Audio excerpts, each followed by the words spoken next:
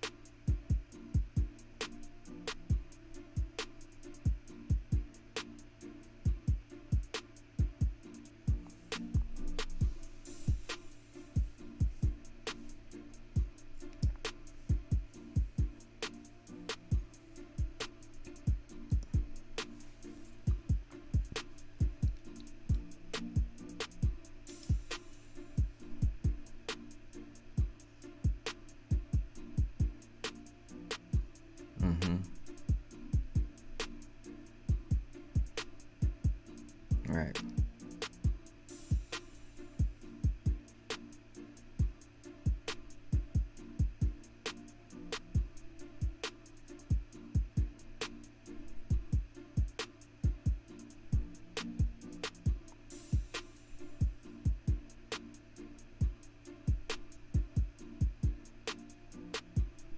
Right. Right. Yeah.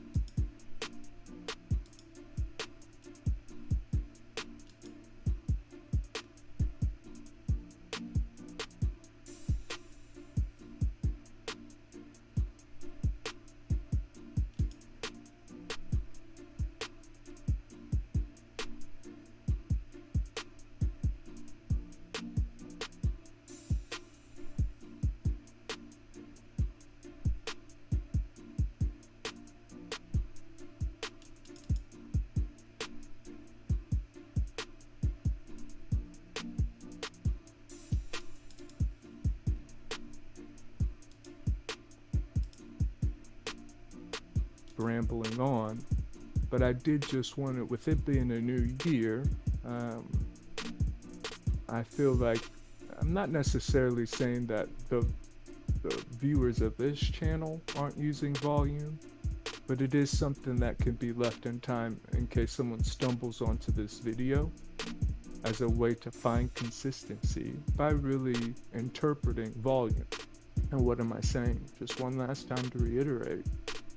By interpreting volume, you've got a degree of awareness to the participation. And if you're price, of course, because now that volume is there, we've got this mechanism, we've got this concept that we've now need to code and define, and that's price. Mm-hmm. So that would be a 1-2 to it, because there's participation there, and because this space we call a market or an exchange, we need a price. And price, even in the word, the spelling, the P, point, the pinnacle, the profit, the papal, the paper, it's just so incredible, the power of the sounds, which are more true than the words that we use. Right. And the frequency behind all of this. And again, it may be hard to understand how this all relates to the market, but very much what I'm doing is I'm describing to you truths that take place in the market, and then we overlay code, language too. But to what degree are we aware of what we're saying beyond the words? In truth. So I'm gonna stop there. I'm glad you reiterated, because I forgot to put the play the sound through so that it goes through the stream and everything. So, but when you reiterated, I figured it out by then, and the bulk of what you were saying was captured, so that people could actually catch it. But it was you brought some really good points. But did you have something else to say on that? No, go ahead. Yeah, because I listen to, so I'm part of groups and stuff, and I listen to the language that people use all the time. And then with words, you have to be careful, or you have to be aware of the words that you're using. Just like the point that you brought up about Googling the word truth, or just any word, you have to be. If you're not doing it from the standpoint of etymology, then you're kind of leaving yourself vulnerable to how that word is being manipulated today. So you have to understand there's connotation and there's denotation. You have to understand the original energy that's behind what the word was, when the word was created, or when they match the word to the frequency that they wanted to, put out by, the sound of the human voice. And that's all words really are. It's just a way for us to express different frequencies that match the ideas that we have in our minds. So, and we we made these words so we can all kind of be on one accord, but at the same time, these words are kind of limiting at the same time. But these words have frequencies that we have to be aware of that affect everything that that we do and everything that we think, and just how we go about certain things when we use these words. So you made a really good point there. That's why I try to be careful with the words that I use, because I don't want if I don't really fully understand the word, I try not to use it unless I fully understand it, or I may put like some extra explanation behind it to kind of let you know that you may want to go and fact check this yourself, or you may want to look into this yourself. But the point that I'm trying to make here is I want to you have to be careful with the words that you use, because these will play into, in going back to trading, the words that you use will play into how you perform, into your performance, and how do you interact with the market. Because at the end of the day, the market is just a reflection of you. Everything that you do in the market is just the market is serving as a mirror for who you are and the frequency that you hold. Literally. And it makes me think too, I'm sure you've had situations come about where maybe there's a lot of drama around the space and time and the energies, and someone's trying to explain something to you and they're saying all these words, but you can hear them beyond the words as they're trying to express a problem they have.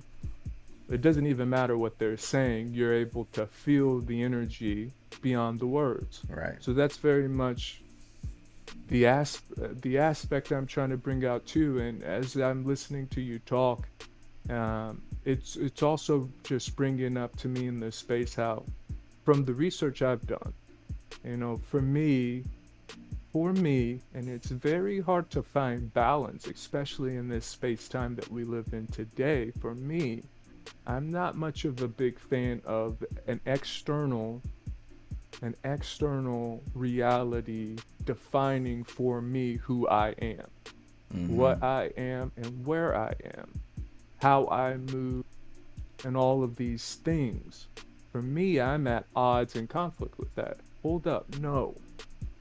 Because I feel it's the same for you too. I think that's one of the reasons we resonate, is we're operating from this degree of awareness. Well, hold on, you're saying that, or you're defining this as me, but that doesn't make sense if I'm honest with myself, and I start to break things down. So because I'm operating from this degree, I want to answer questions for myself, and I found through a path of research, when it comes to language, and I gotta give a shout out to Seven Bomar. He had a book, the codes to the Matrix, and that's a free, you can Google it, and you code to the Matrix, Seven Bomar. And what he does is he takes the language and he breaks it down, reconstructs it so that we can see who we are, even when we use it. If you really want to find out who you are, just start talking. Move around. But when you're doing that, go ahead, Rob, if you wanted to. Oh no, I was just agreeing with what you were saying. But yeah, if you wanna find out who you are, you just witness. Be honest with yourself as you're witnessing all of this. I'm gonna take a quick pause to just look at what's happening today. If this isn't we gotta put a name to this. It's because it's an exact, and this is how you can see these things. You're not looking through the language of it, but what's actually happening. And see, there's these absolutes where we can use participation, being the participants who come in, the volume that comes in, and the price as it moves. 8:30, we get a buyer to come in, volume comes in, 9,000 contracts on my rotation print, And then following that, the moment that stops and that prints and that time segment closes, participation leaves. And as the price is now high and participation is leaving,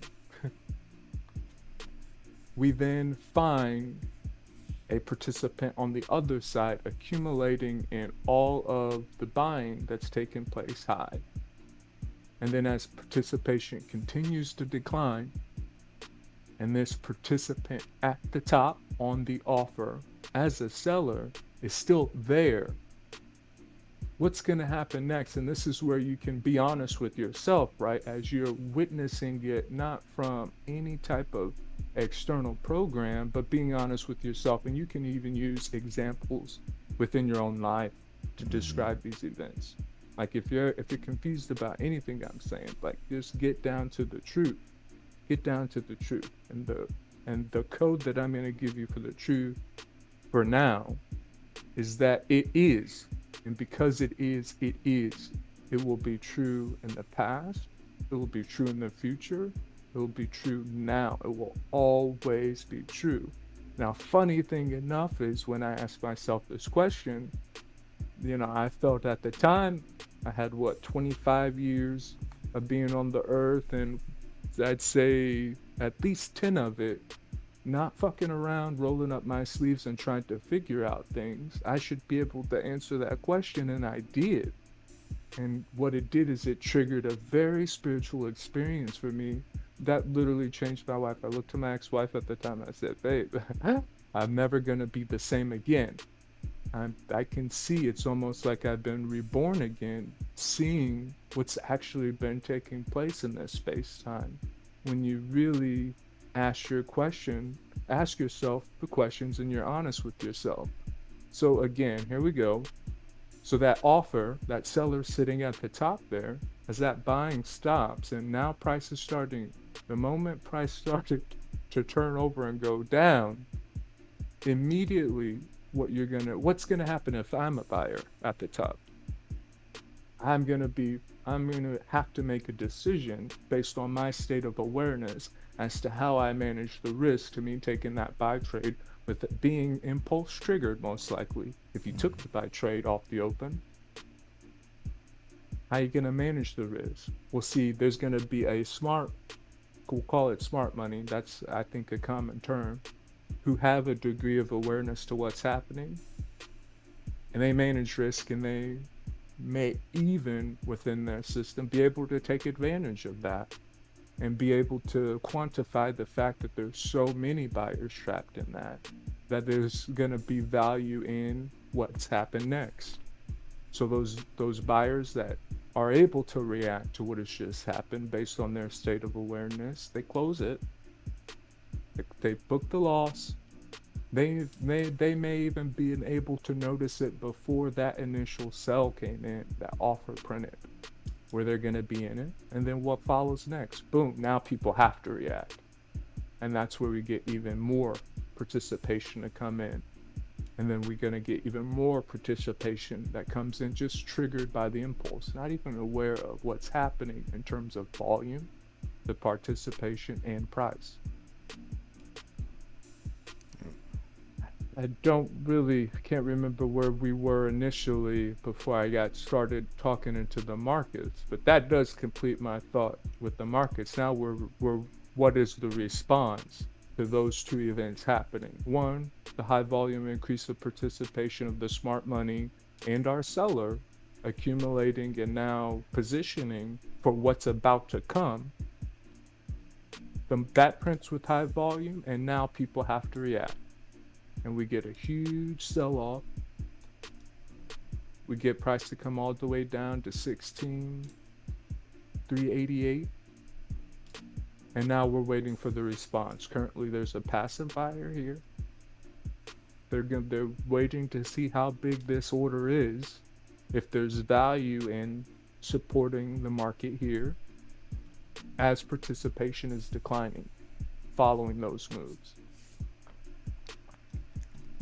Well, what you said triggered me into thinking about one of the reasons why I really like, one of the main reasons why I like trading, what attracts me to trading, is because it did lead me to a lot of the truths that I hadn't discovered within myself. So like one of those things is fear, and what you explained there about the response and how we react. A lot of that has to do with fear, and just the people who study. Let's just not even like make it evil or anything. The people who study society, all the scientists and all that stuff, they study how the human reacts to fear, because we want to understand the human as much as possible, right? So they study all of this, and with all of that, with everything that they study, they can apply. Well, it's gonna show up in the market, whether we try to do it or not. It's because the market is a way of kind of seeing how it's like a big picture of the humans across the board that participate in this one environment, right? Because it's all we're looking at it when we look at these charts and all these numbers is how the humans are reacting to whatever they're interested in. So, in the terms of fear, it taught me a lot about what I thought was fear was just like only maybe 50% of it. It allowed me to see so much deeper into what fear really is, and how you can be fearful of certain things that you may not think that you're fearful of. Like before I started trading, I thought I didn't really have any fears other than death. But what it exposed them within myself is that I do have other fears.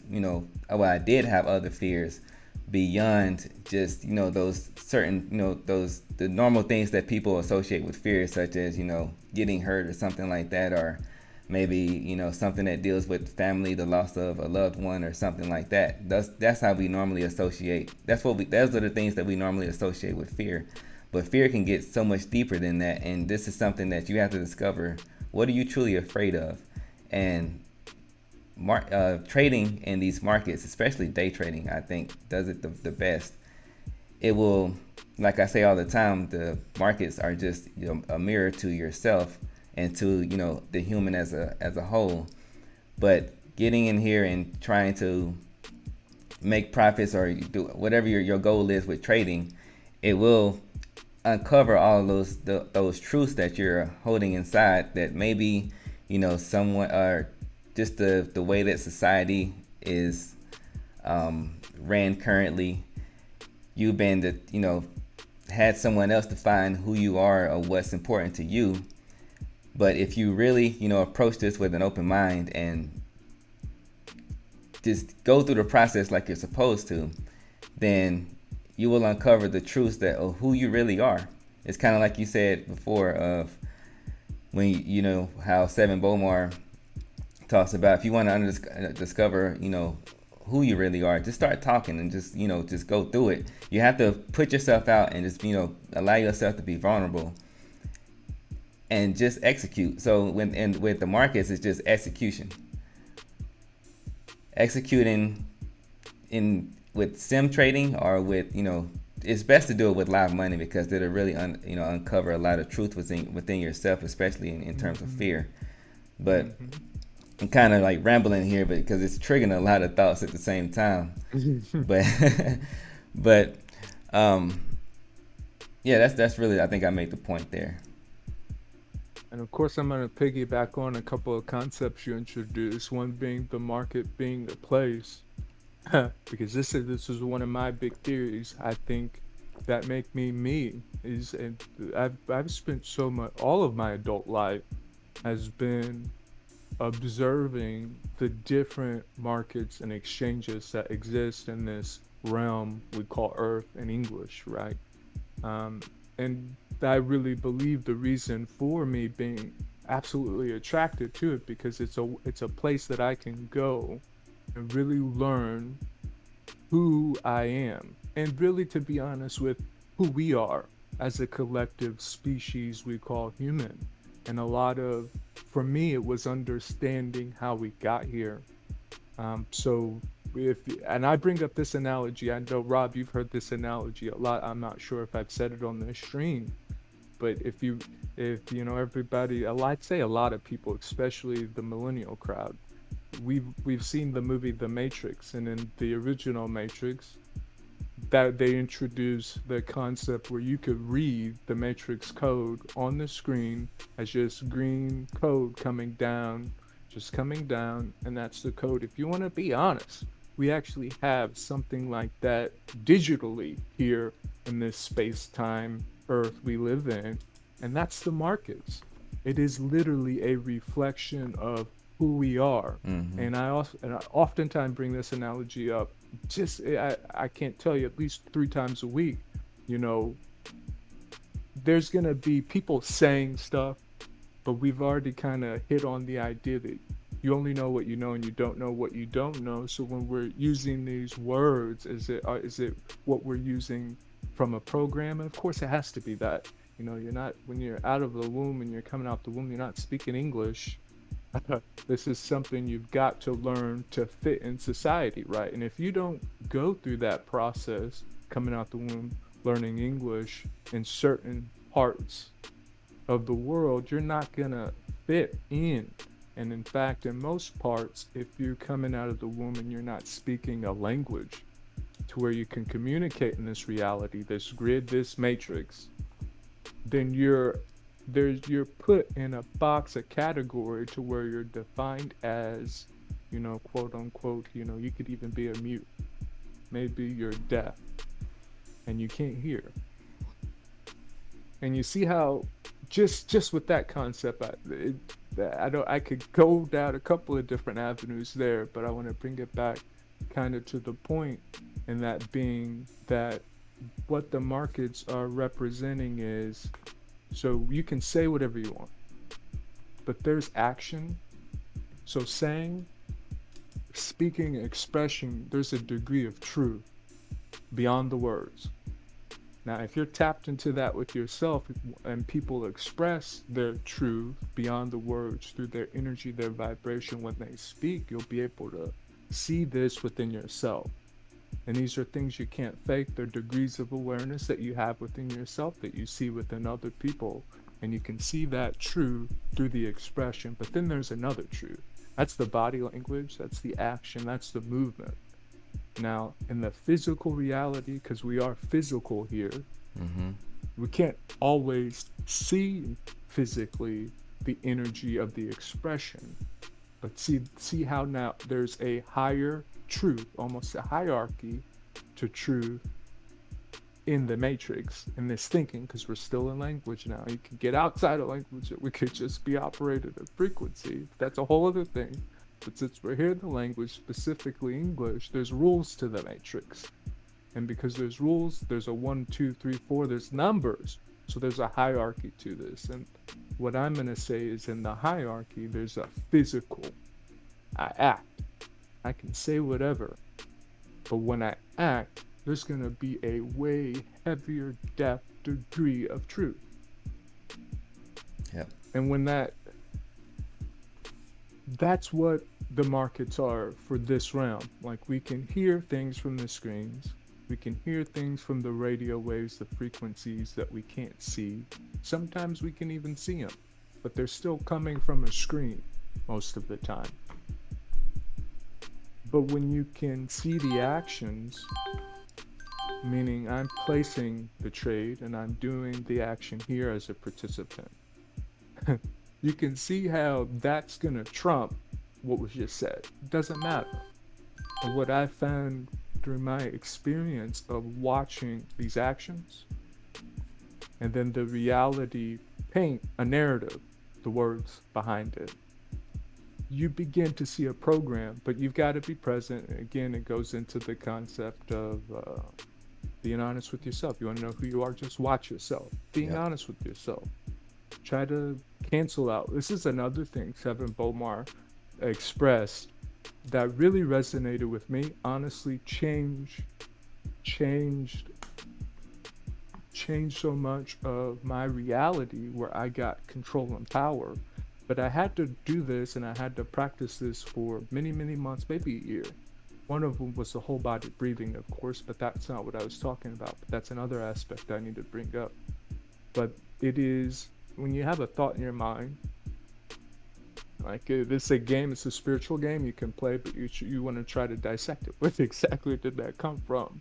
Why is that coming into my space time right now? Of course, you'll begin to notice patterns when you do this, and it's very interesting playing around and really coming to a degree of your being degree of knowing who you are by being honest with yourself. But there's an even more powerful thing, and that's the cancel. Like in your mind, if you have a thought, cancel it. I'm actually going to stay present. I'm not going to be distracted by anything. It's even inside. And see, this goes into the science of just radio frequency and all of this, but even inside of our minds these days, our thoughts, if we're not even aware of the language and where it's coming from, they're often triggers to impulse a lot of our acting in the markets if we're not holding the degree of awareness. Kind of why I brought it up, but getting back to the main point, because I've drifted off a couple of different roads now, and that is that the markets absolutely, to me, represent the matrix code of the reality. It's the one place where you can see the actions take place. And then when you watch and you're aware of the narrative behind it, you begin to see the truth. Again, you got to be honest with yourself through all of this, but you really begin to see the truth. And then when you hold this awareness through time, you're holding it. Now, several years have gone by as you participated and witnessed these variables transacting and reacting off of each other. Man, that's when you really gain degrees of awareness and you begin to move. You begin to now, what is a good way of saying this? You've now got so knowledge is one thing, but what then do you do? And that's the more powerful thing. It's the wisdom, it's the mechanism for the movement now. It's your individual sequence. Instead of the torsion field spinning to where the program's coming into us and we're being triggered by it, we flip that thing to where it's responding to us as we're holding the degrees of awareness and the responsibility of all these things. And then the second thing, because I got to take a moment to breathe here, that you brought up is how you can learn about yourself. Because there is this place where the truth is, it's a reflection of all of us. If you want to know, you've got to hold the responsibility of consistency to really see. So everybody's going to have their individual lens when they see this thing we call the markets. They may even have a individual, unique, completely unique perspective. If you just keep that and move in it, being honest with yourself, you'll begin to grow and see. And yeah, so I think I rambled on enough, piggybacking off of yours, but again, I'm in complete agreement with that. Yeah. And just to give an update of where we are now, that big seller sitting at the top, when we got brought down to where our smart money was able to see the trap, take advantage of it possibly, and that print, now people have to react to what just happened. All that buy volume that's locked up, man, they just had a print against them. This, if you're looking for an opportunity to get out, this would be at, boom, we get even more participation on that. Reaction brings us down. I think it was originally 16,388, if I remember correctly, was the bottom. Yes, 88. Volume declined. What happened? Volume declined now. Are buyers still there? What happened? As volume declines now, there's value in taking those few. Well, just looking at the numbers, there's a group of the participation that came in at the bottom going short, having to react to what just happened. And when participation declines following that, well, if I'm on the other side of this trade, there's now value for me to squeeze. We get a squeeze. It goes from 16,388 all the way to 16,430 halves. And if I'm a really big participant and I've got to react to what just happened. That gives me an opportunity to now get out. Yep. So when now, and also too, there's going to be a group of the population participating in this exchange. It's going to be impulse triggered into now buying, especially with the Nasdaq programming the frequency of big swings up and down. That's a buying opportunity that some see, only then to be squeezed out as we go back down. But see, before that happened, there's also a print where smart money who may have taken that buy sees this and adjusts, reacts, and they get out. That's all done with low volume. So as participation is declining, there's a group of the population who's aware of this. They're repositioning now, and they've got to do it in a way to where they don't move price to keep value in the action, and that prints. Guess what happens next? Now everyone else has to respond and react, and we go down again. Now when that prints, we get increased volume, increased participation. It now prints, we find sellers. But interestingly enough, at the bottom, guess what happens? There's now value in recognizing the lean of those sellers there, and our buyer on the other side gets to squeeze, because once that prints, that reaction to the smart money getting out, to the fact that there was a squeeze on the shorts, and that buying that needed to do all of that, it's going to trigger people to now go long. Now there's value in coming back down and repositioning out. That prints, boom, everyone has to react. We get our sell-off. Now we come down to 16,354. What happens? Participation declines. You see how it becomes moves now, literally. And I'm sure a lot of those who've been around in the trading space, you'll hear a couple of, you hear it, it's rare, and it may be by like 3 people who actually know what they say, what they're saying when they say this, but it is very much like a chess game. It really very much is like a board game. Yeah. It really is. There are moves. There are moves. Yeah. And then like with that, as the market being a chess game, I think one of the main things that you have to understand is the pieces on the board. So in the markets, you got to understand the participants, who's participating. That's right. So like going back a little bit, rewinding a little bit back here to this 10 o'clock sell-off. If I'm a seller up here, and if I'm looking to short, I know that this zone that I have marked off in green, I did this pre-market, but we did see a reaction there in the pre-market, but also as we opened up, we saw a lot of buying there.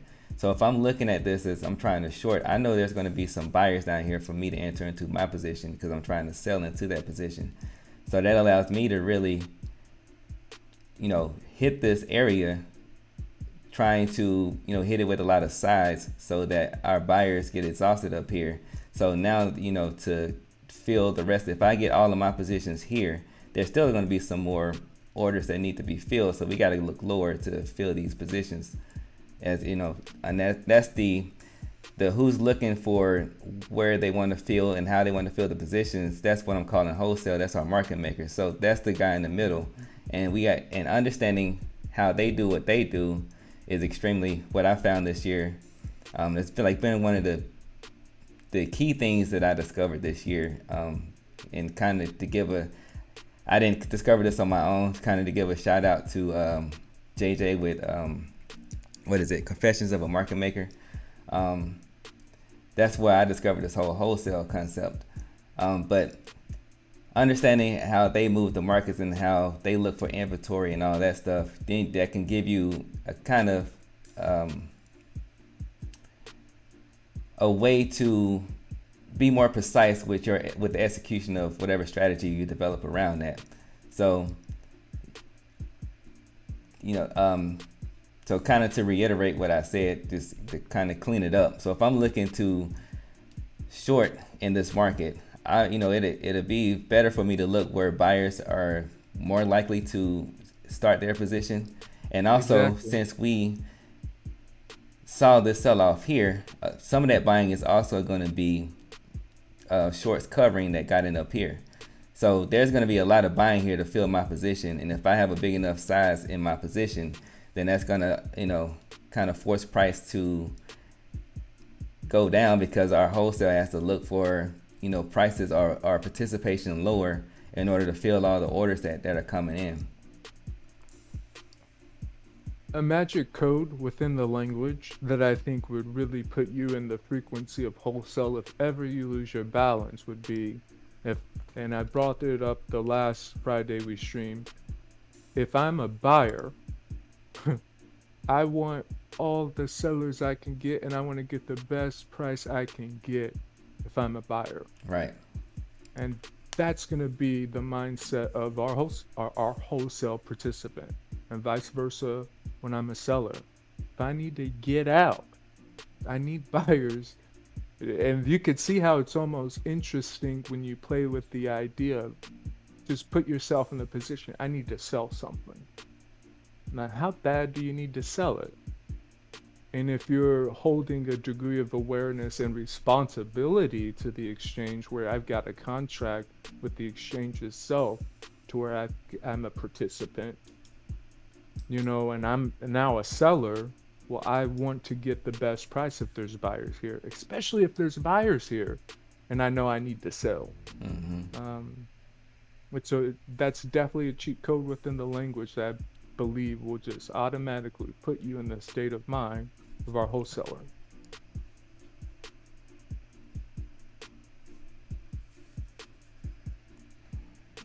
Now, I don't even know how many trades I missed on the open. I'm looking at the chart now, and I haven't put on the past one, but I can tell you that there is a chess move happening right now where a buyer has stepped in on that last squeeze, the 10 o'clock trade you were talking about, and how what led into it were our wholesaler at the top.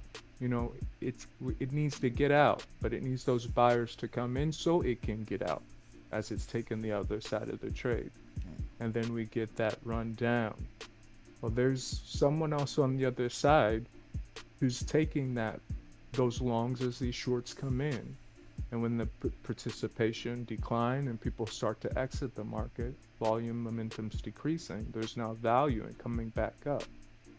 We get right back within that range of that original seller. So we've now got, and I'm the type that'll say, because of what's really happening with the exchange volume and what we're witnessing today, it's not that difficult that what we're witnessing is one participant playing both sides.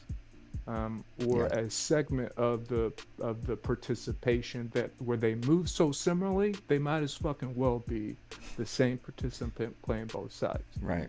And we know go ahead. We know that market makers do that.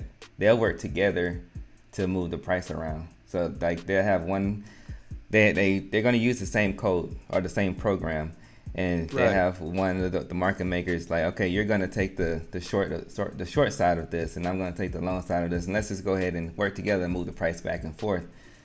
And the whole reason that they're doing this is so that they can give the other participants like retail and big money and all this and all these other participants that are in the market, they can give them the fills that they're looking for, because they have to take their orders and they have to execute on their orders. Now, as the market makers, now I got to move this price around so I can make money on the spread. Right. And then, so I wrote up I'm going to take this time to put this out too also, that I did write up somewhat of a article that I put. It's only in the Discord, so if anybody's listening to this, you want to kind of understand a little bit how wholesale works, I have an article inside of the Discord. You can just join the Discord and you can download it. And kind of it's a simple analogy of how wholesale works from my perspective.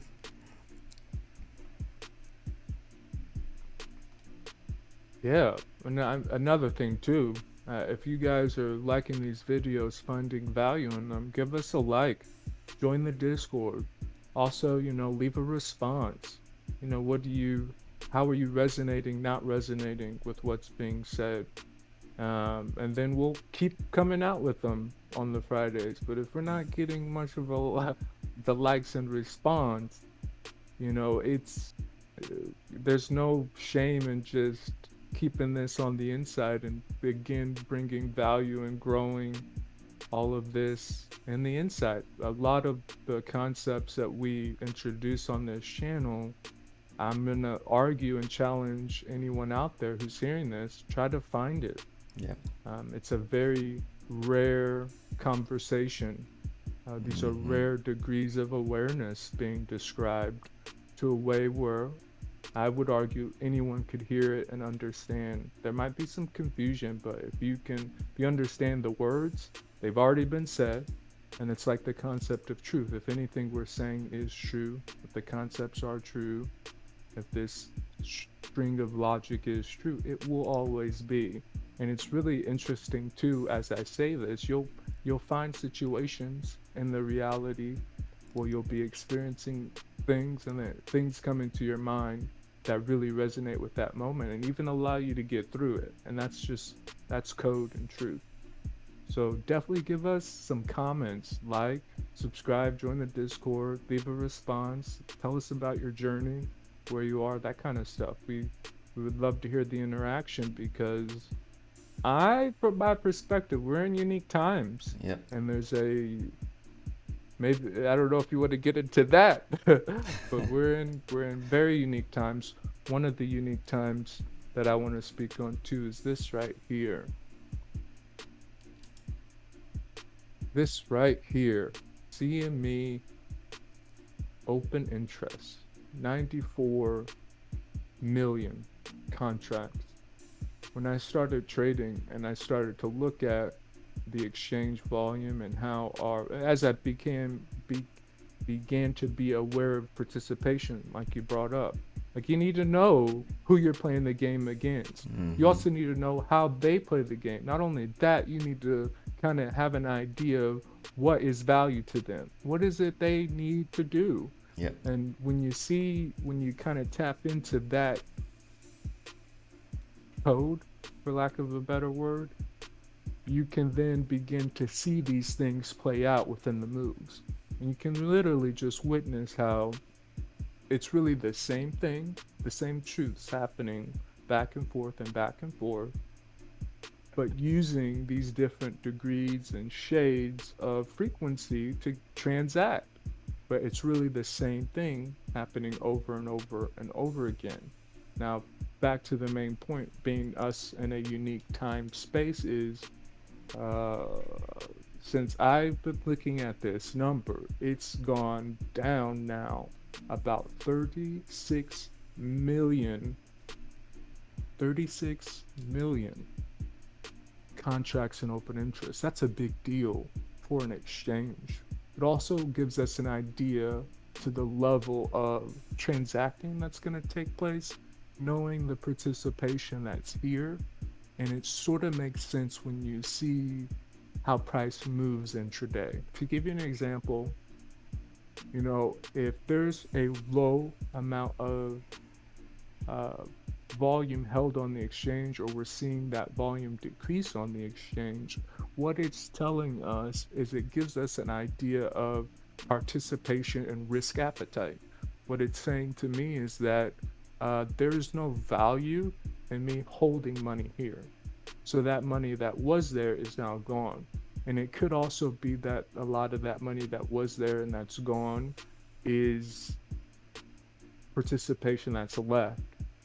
And this is kind of what I'm starting to believe, because as I've noticed the decline each of the months, each day actually, watching it, I'm like, there's got to be a point where this volume shows back up. And I even remember where we saw that, and this is around the virus news when it first came out, and then we get the decline. One of the things that happened, as has been a trend, is I don't know if you can remember, Rob, maybe back in the beginning when you started the journey, you remember you can look at the S&P 500 ES DOM depth of market, and you would see big stacks. You'd see 700, 800 on the bid offer, and that was normal. Mm-hmm. But as time has moved on, those stacks aren't like that. Especially on the bonds, actually, is where you really got to notice it, because that's the market I was mainly looking at, is I was so used to seeing huge depth on the bonds. I don't know where they're at now, but they're probably not back to where I was seeing like 10,000, 5,000, 7,000, 8,000 stacked on both sides, the bid and the offer. And then it went to like 1,000 was high, a couple hundred you would see on the bid and offer. I don't know where it is now. It's been a while since I've looked at the depth. That's not even a metric I really look at anymore, other than it gives a general view to how participation is willing to display. You know, and it gives you an idea as to how they're going to transact. But this lack of volume at the exchange is also interesting. Also brings up, I dropped a link in our Discord room about how Google, see, this is a thing that most people aren't aware of. Like, Google has a trading company. Not only do they have a trading company, but they're in the markets across a multitude of exchanges. Capital G is the name of the company. Used to be known as Google Capital. They're now Capital G. Mm-hmm. Now, for those who kind of understand the esotericism and etymology to that, especially when the company is owned by Alphabet, hold up what's really going on with the reality. And see, this kind of gets into what I'm saying. There's truths here. And the truths are, you get closer to the truth when you're looking at it in frequency. But one of the most masterful forms of controlling the reality right now, and this is also something I wanted to bring up, which was your first response when we were talking about language, is language. So we've got literally one of the biggest corporations on earth, this realm, Alphabet. You know, when my stepdad wanted to get the definition to a word that represents a frequency beyond the word, he went to Google. And see, there was a time where it's just seeing where we are now. Now we got capital G in here. A recent thing that took place this year was they invested $165 billion to the CME group. And I linked an article to that. I thought that was very interesting. And I know you're putting in things about artificial intelligence, but I also think there's a degree of awareness that people have as to what artificial intelligence really is and what machine learning really is. I would definitely say that if you are a retail participant, we can like speculate as to what machine learning is, but when you really see it and you've worked with people who design these things, it's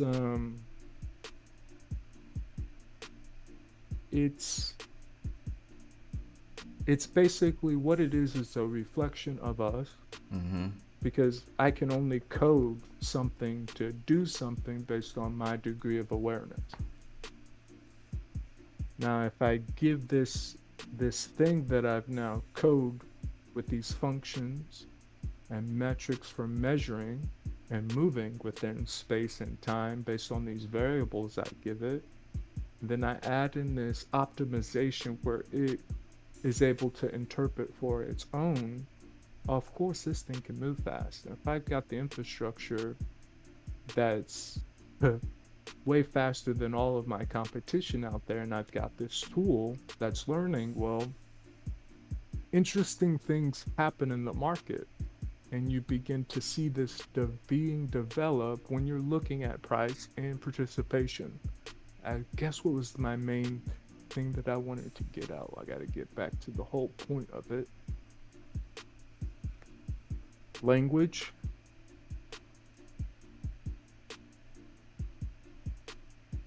And I guess I have to say this. You know, there was a time where, and this goes back to my research, you know, you brought up how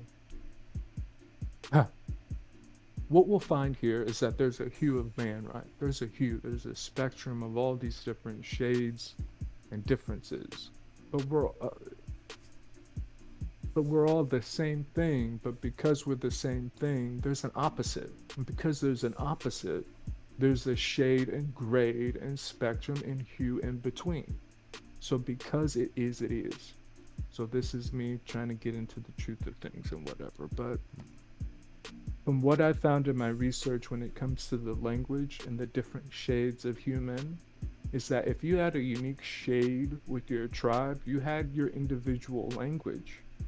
And one of the things that I wanted to do as I'm coming into the awareness to certain things is I wanted to know kind of the sequence of events that brought us current.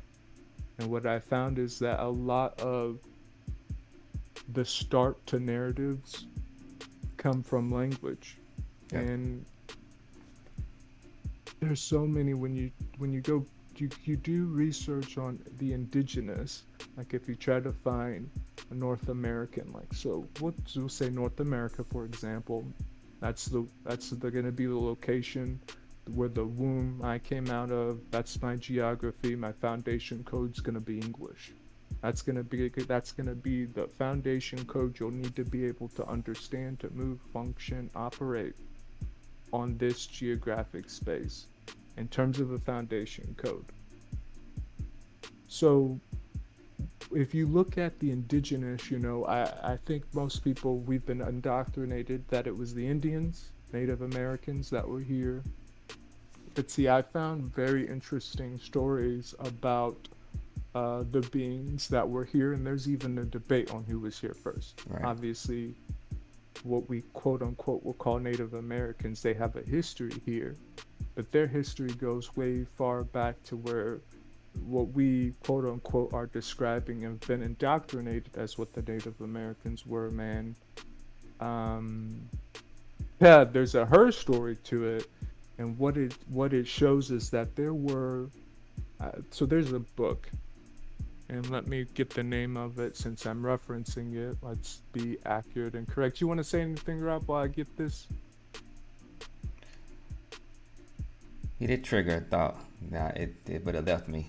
Just I started thinking about these books and stuff, and I'm thinking maybe we should add a section in the Discord to where we put all these books, because I can't remember the name of it right now, but there's a book that I read not too long ago that goes into like one of the narratives of the original peoples on North America that I think is really worth listening to. Reading. And it goes into how, I think it talks about, I can't remember how it started, but I do know it talks about how Europe expanded into North America and how they interacted with the original people that were on North America.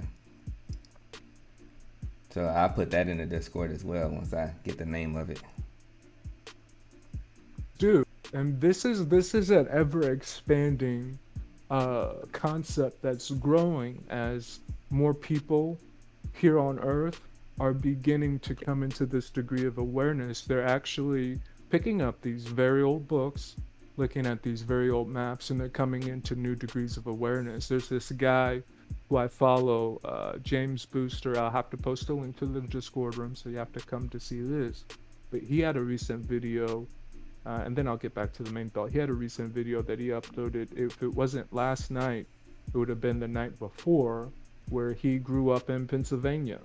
And he talks about him just being enamored with the location, the geography, and he was always interested in wanting to get to the history.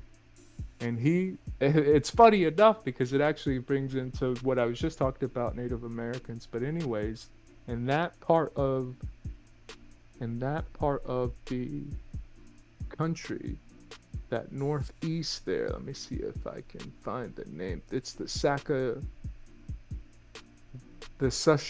Susquehannock is going to be the Native American quote unquote tribe, to where history quote unquote programs the narrative for that space. So anyways, the story about the Susquehannock is that we don't have any history from them themselves. Mm-hmm. It's just books written in the 1700s describing their story and how they came across over the mountains from their origin comes from they crossed the mountains. That's literally their origin. So when they crossed the mountains over there and they came into the Pennsylvania area, and they had there's conflict and wars with the different tribes that this book from the 1700s describes, and it talks about their language. That brings up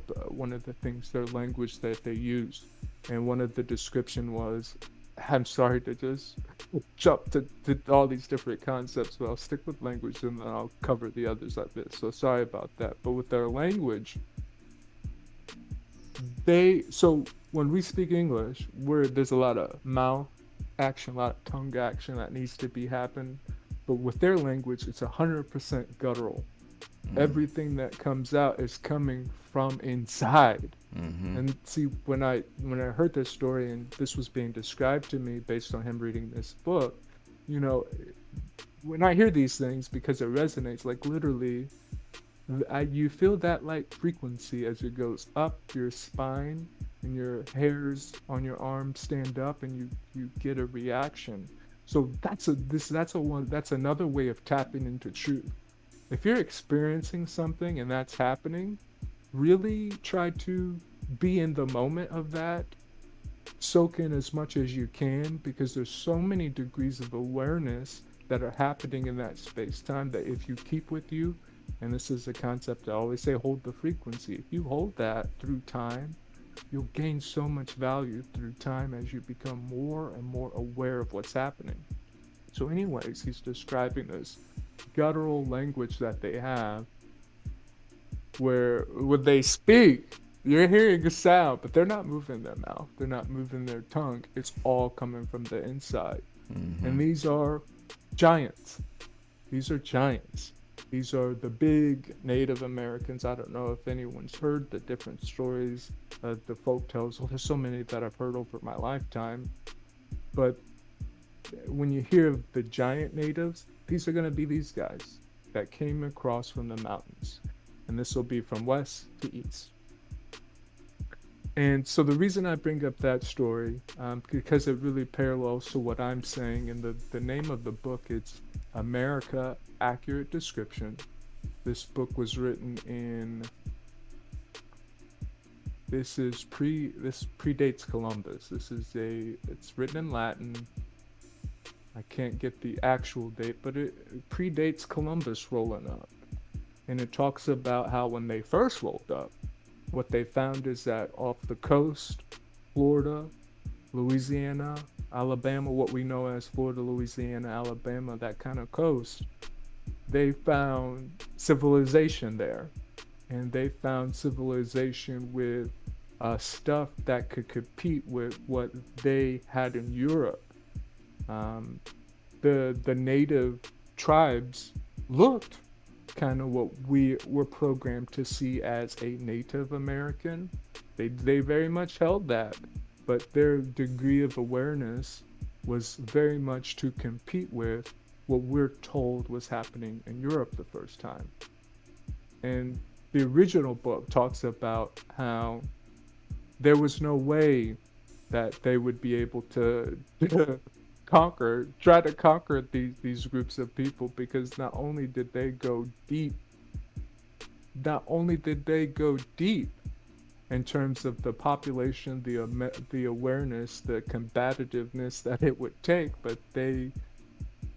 but also too, it was new for them to see them, so that was unique.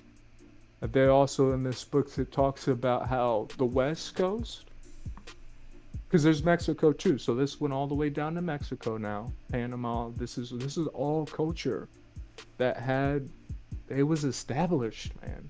Mm-hmm. You know, they weren't savages. There wasn't any of that stuff. They had their own languages, they had their own customs, and they had a spectrum of hues. Spectrums of hues. This book talks about how there were blonde, light-skinned groups. talks about how there were dark, what we would call African groups. There were spectrums already there in the Americas, all across the coastline. In this book, it also talks about as you went deeper into the continent, there was less establishment, and you began to get into the giant realm. And then if you go into the East Coast, kind of New Mexico, Utah, you'll hear stories of giants. And in fact, you'll find people who do research and they find artifacts that they say are giants. They'll find mountaintops and all different things. You can go through the rabbit hole of seeing these footprints through history that make a case that absolutely giants are real. I don't have to, I mean, we're past that. Giants are real. There's videotape, there's pictures, there's books, there's news articles, there's all kinds of things that talk about giants. But then it's like, well, what's a giant then? We're talking like 90 feet tall type of giants, hidden out. And this is when the maps. Anyways, but my point is that, and it goes back to the language. When I can take your, just think about this logically. If I can take your language that we're using right now, and I'm defining it, I'm defining even who you are, how you move, what your name is. And see, where we all come from was a very unique subset of languages, culture, and also I'll get back to that, but I want to finish the thought with, well, then what happened if that took place? Well, what happened is, but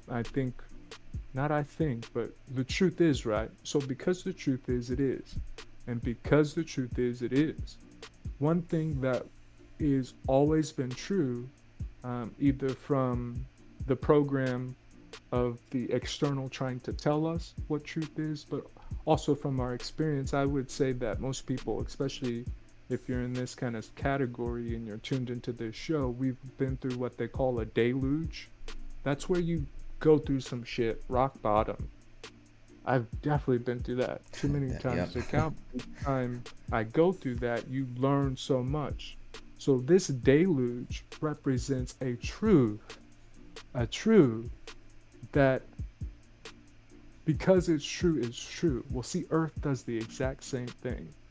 Earth goes through these periods to where it's almost like there's a reshuffle where lakes that were there are no longer there, and it changes the landscape, it changes the environment. That island that was there is no longer there.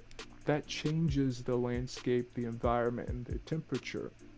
So you can read books about the most recent one where they call a cataclysmic event was around the 1800s. Ooh, this opens up a really good discussion that really you can begin to see a lot of what's been happening as you try to find the sequence of how we got here. But the point is, there was a deluge that took place, and this was happening on Earth, every continent, North America, South America, Europe, Africa, where geography is changing. The civilizations that were there are being wiped out. So what happened was they had this accurate description of the Americas, and then they left. They went back to Europe. They wrote the book. They published the book. They went to the kings of Spain, the King of England, and they discussed, I don't even know who they were. It might have even been a woman at that time, to be honest. But the point is that they discussed a plan of attack. That's also in the book too. It's in the Latin, so you have to remember your F's or your S's and that kind of stuff. But you can read it. But the point is that there was a deluge. This affected a lot of places, but there are also some places here in the realm that we know of where if you knew how to find safety, you were least affected. One of the places around this time was the United Kingdom and areas within Europe where if you were hunkered in just in the right space, you went through some shit, but it was manageable compared to other places and cultures that literally got wiped out by what happened. So when they come back, this culture that was once great and unified to a degree, there was structure there, it wasn't chaos, is now in shambles where they can easily be taken over. And that's exactly what happened. They came in through there, they disrupted the status quo, status structure that was there. The kings and queens that once were are gone, and they were easily able to now come in there, reclaim this society. And the crazy thing is about it is our textbooks tell us, some of these buildings, these old star forts, and these forts on the coastline in Florida and Mexico, where we're told, that they're recent. No, man, that comes from the original cultures that were here when the Europeans first came over. Um, so I just did want to, I guess, bring up the whole thing, the concept of language and how important it is, because if I can define the language you use, I can literally define you. Because when we look out, if you're born in the North America and your foundation code is English, when you look out, I'm looking at these screens, quote unquote. I'm looking at the markets, quote unquote, and you'll find out too a lot of the concepts that are just purely to this English code. It doesn't matter what country you go to, they're going to be saying these words in English. I don't know if you've ever listened to the Indians speak a lot, especially when it comes to politics. And by Indians, I'm talking about in India. I Mm-hmm. just get blown away of how much of a lot of their language is just being lost because they're Yeah. using English words, because they have to use English words to describe these things because they only exist in English. You see, you kind of see where control structure comes in. And it's also a beautiful thing. This is also a concept that and let me just take a breather there. I'm gonna stop because I feel like I'm rambling. Where are we on time? Um, we're good with time. I wasn't really. Um, Okay. but I was. So I mean, that definitely triggered a lot of stuff. But like, so when I just talk about the language thing and kind of going back to discovering truths. So this is one of the benefits that I found, like from traveling, through or actually not just traveling, but living in different countries around the world. Um, and like, so with this language, these older languages that are older than English, such as like Hebrew or Arabic, it's more when they speak it, it comes more from the gut. It's not the same Mm-hmm. as English. So a lot of times with these people who are speaking these, their native language are these older languages, they have a hard time speaking English because it's just a Mm-hmm. completely different way of expressing these or projecting these frequencies, right? Mm-hmm. So I think the point that I was trying to make with that is when we're trying to just like so a good way to discover truth is to expand your mind to different things that you may not be aware of, or putting yourself in different environments. So one of those things is traveling. And then when you are traveling and when you're going into different parts of the world, one of the what you have to do is you have to be able to challenge your own beliefs, whatever beliefs you came into that new environment with. Even when we talking about reading books and stuff like that, you have to be able to challenge your own beliefs. Because I've seen when I lived in other countries, there were other, quote unquote Americans, and I'm not gonna. That can take me to down a whole nother rabbit hole that I'm not gonna, because we can talk about this stuff for hours. But so I've seen other Americans in those countries where they still held on to their beliefs, so they didn't really expand much. You can hear it in the by the things that they said and the way that they interacted with these other cultures. But if you're capable of challenging your own beliefs, then that'll help you discover truths that Oh yeah. really you already have. These truths, they're already within you. This is why the whole thing about MP3 Trader is going from within, operating from within, because all of these truths are already there, but there's a program that's on top of it, which it's just which is you've been given by your culture, by your parents and by your friends and all of this stuff in the society you live in. But deep inside of you, you carry the energy of what brought you here. So when you are able to challenge these beliefs when you're traveling, and traveling, going into these other environments or reading books, and also with reading books, you have to understand that whatever's in that book, it is the truth, but it's the truth from the perspective of the writer or the writers. So there's, even though they may be speaking their truths, there could be something that is what's the word I'm looking for, opposing to that truth, that's also a truth. So just these are just different ideas, or different, I guess, not ideas, but like ways of approaching discovering the truth, are kind of like hints. Well, not hints, but you get what I'm trying to say. These are different ways of how you can uncover the truth, with this understanding of challenging your own thoughts and putting yourself into new environments that'll help you challenge those thoughts, and it help you get these experiences that'll help you not just uncover the truth about history and other cultures and stuff like that, but it help you uncover truths about yourself. Because when I originally left this country, it was by, I had to, because I was in the military.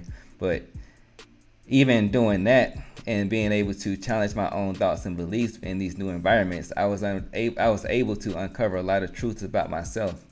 And it really expanded once I lived in these other countries for, as a civilian, for several years, and getting, involved with the culture, and not just thinking that the American way is the way, and, really challenging what I already believed. And it helped me expand my, insight and understand who I am as a entity, or as the new energy from the energy that created me.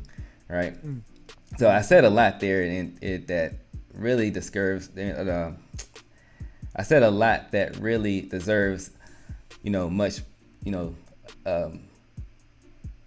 more discussion, in terms of energy and understanding that all is energy. And if you go down that rabbit hole, it'll uncover a lot of truth as well. Just looking at everything as energy. So that goes into your diet, that goes into who you are as a person, that goes into everything. So I'm not gonna, because I think we can actually talk about this for like all day if we really just let it go. So I think this is a good point to bring this. Whoa! One last thought. One last thought. Then we'll close it, because you're saying that, and I love it, because when you're holding the frequency and there's a expression, and then when you hold that truth, you get the expression, you get a unique spin that comes off of it. So check this out. Couple of things: listening to you speak, and then you listening to me speak. It's triggering you to express your way yourself. What I'm hearing is that you're understanding a lot of these concepts that I'm introducing literally from your own personal experience of experiencing a spectrum of different spaces and environments that not necessarily a lot of people are going to have that to come through. So you're really understanding the power of holding the frequency, so that when you do get code information, you can overlay it within your real experiences, being honest with yourself, and you can extract beyond words value. I think that's one thing your expression, it reminds me of the movie Limitless, and there's a line in it where it's like, if you're already smart, when you take this, you get unbelievable benefits. But another way of saying that is, if you have always had an open mind, and you've got a bag of life experiences, and you now take on the responsibility of holding it with the open mind, and just moving in the responsibility of being honest with yourself, that's when boom, everything becomes triggered. You begin to see, you're tapping into your frequency. That energy that you're describing goes up. So just hearing you say all of that, from me interpreting it, is you're getting it. You're seeing the value in it by expressing exactly how you're getting the value through your own experiences and having an open mind. Yep. So I really enjoyed your expressions, the responses based on what we've talked about. So we'll end it there. I don't know if you wanted to say anything else. And I was gonna, see if you had anything else on it, and then bring it to a I, if I start talking, man, you already know how it's gonna be. So I close. think that we'll close it there. Yeah, yeah. So on that, with that being said, if you do like I think we talked about a lot here, but with the awareness that you and I hold, we've only scratched the surface of what we can, Oh yeah. of how deep we can go with it, and not just so everything, all of this stuff kind of ties into trading. Well, not kind of, it Hmm. actually absolutely ties into trading. So with all that being said, you know we're going to continue these talks, but and putting out more information. But if you really want to stay tapped into it, definitely join the Discord.